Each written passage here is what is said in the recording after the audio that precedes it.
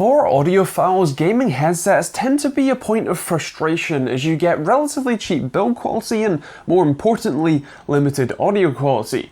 So when you hear that Audio-Technica has a gaming headset that is ostensibly just a wireless or wired version of their ATH-M50s with a microphone, you would understandably be jumping for joy. Now the good news is that you can keep jumping for joy on the audio quality front because these are quite frankly phenomenal to listen to.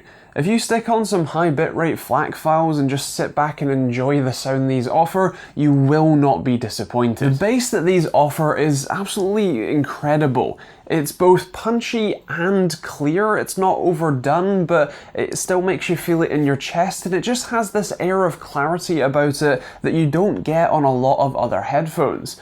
The mids and the highs are also incredibly clear and crisp, and I think really any range of music will sound good on these unless you're a complete EDM head and therefore maybe the bass isn't quite punchy enough for you. But overall, if you have a wide selection of genres of music you like to listen to, these are absolutely phenomenal. Now you might be worried about the microphone, but as you can see, it is a detachable unit, so even if you don't like the sound of this, you can just swap it out for something else that you like. Now it is a 2.5mm rather than the 3.5mm and a mono microphone rather than stereo, so do keep that in mind, but here's a quick test for you. So this is what the ATH-G1WL's microphone sounds like. You do have to be quite careful with the positioning and the angle of the actual microphone itself to get the crispest audio quality, and there is still a pretty significant amount of noise that I'm recording here, at least in my testing, so do keep that in mind. I would say that when it's in the very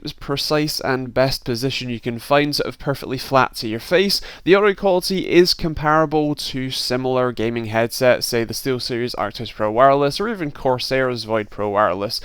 Generally speaking, I would like to see a significant amount less noise because the other ones don't tend to have that, but overall it's still a pretty impressive microphone. So you've heard the microphone, you know that the audio quality is absolutely fantastic, so what about, well, everything else?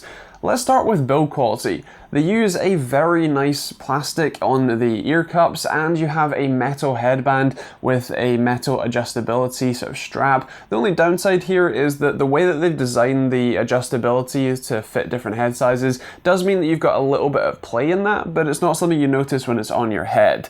The ear cups are both a mix of faux leather on the sides and then fabric on the inside, which for me is absolutely perfect to give a very comfortable and also a breathable gaming experience, which definitely makes a difference if you're gaming for extended sessions. And speaking of comfort, it actually is a very weird experience because it almost feels like the headset isn't on your head. It doesn't have very tight clamping pressure. The ear cups are incredibly soft and very nice. The headband is a little bit stiff when you first get it out the box, but once you kind of wear it in, you basically don't feel it on your head, but they stick incredibly well to your head.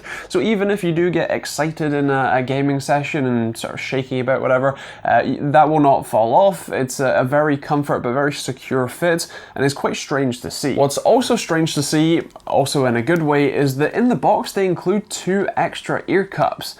This is actually something I really wish other high-end or premium headset manufacturers would do, because the ear cups are the first things to go on headsets, unless, of course, you sit on them and break them. But, in terms of general wear and tear, these are the first things that will wear out, will become uncomfortable, will become just utterly drenched in sweat, and so if you want to switch them out, they're included in the box, and that's really great to see. As for everything else, at least for the wireless version anyway, you're looking at about 15 hours of battery life and charging it with a micro USB port. I'd really like to see that being a Type-C port, as micro B can be a little bit on the wearing side and not quite as strong, but overall it's not too bad.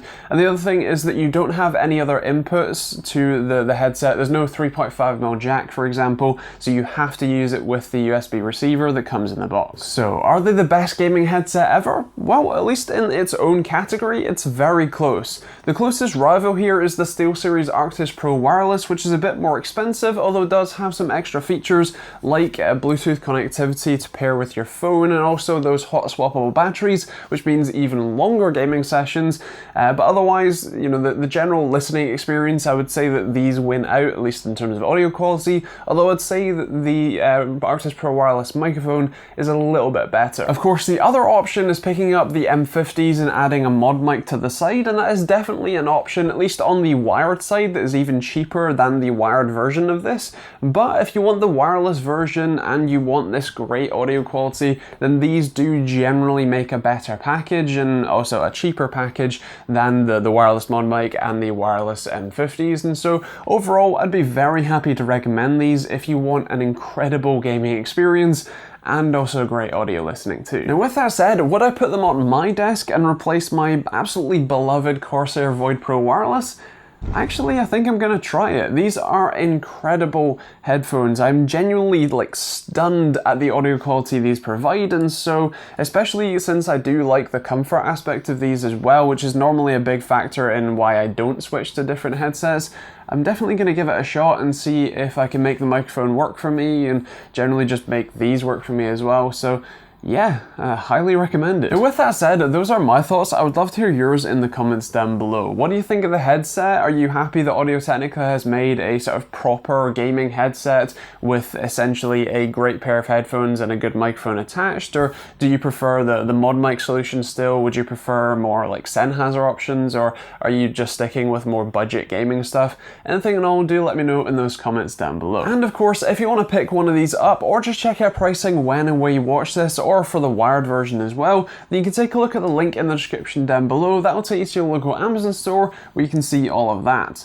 If you want to see more videos like this one every Monday, Wednesday and Friday, then you can check out that subscribe button with a bell notification icon to be notified of those new videos. I do quite a variety, both peripherals, stuff like monitors, CPUs, graphics cards, motherboards, and really anything in between, so do stick around for those. You can also check out more videos over there when they pop up, and you can check out the links in the description down below. There's Amazon and Overclockers UK affiliate links, which don't cost you anything to use, but massively help me out when you do use them. Or there's merch if you want hoodies or t-shirts like this one. It's incredibly comfortable since it's got a bit chillier here in the UK, and you can also check out stuff like private internet access, which is a great and cheap VPN, or Humble Bundle for cheap games that support charities too.